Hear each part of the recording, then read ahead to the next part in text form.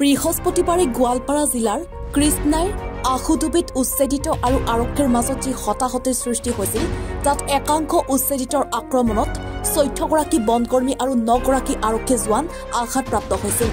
আৰক্ষী বনৰক্ষীৰ গুলীত নিহত হৈছিল এজন যুৱক। তাৰ পিছতে পৰিস্থিতিৰ অধিক অৱনতি ঘটে। আৰক্ষী ব্লেক কমাণ্ডৰ লগতে ৰেপিড একশ্যন ফৰ্চৰ ফ্লেগ মাৰ্চৰ পিছতে পৰিস্থিতি নিয়ন্ত্ৰণ হয়। আনহাতে নিৰাপত্তাৰক্ষীক আক্ৰমণ কৰা আৰু এখন চৰকাৰী বিদ্যালয়ত অগ্নিসংযোগ কৰাৰ অপৰাধত কালি আৰু আজিৰ ভিতৰত আৰক্ষীয়ে 10জনক গ্ৰেপ্তাৰ কৰিবলৈ সক্ষম হৈছে।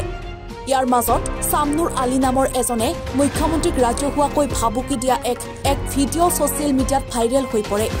আৰক্ষীয়ে নিশা সেইজন চামনুৰকো গ্ৰেপ্তাৰ কৰে। এতিয়া পৰিস্থিতি সম্পূৰ্ণ আৰক্ষীৰ নিয়ন্ত্ৰণত বুলি আৰক্ষীৰ শীৰ্ষ বিষয়াই জানিব দিছে। Under control. It's like a dozen arrests per house. On the locally Nikar Pora, 10 arrests per house. Our identification solely as a arrest. The 30 case registered by Hosseini. Each case is not registered. No, two cases, no? Two cases registered. So, case to third party do it's one to solely as a Tutnoir Pora, Novositra report, NFR 24.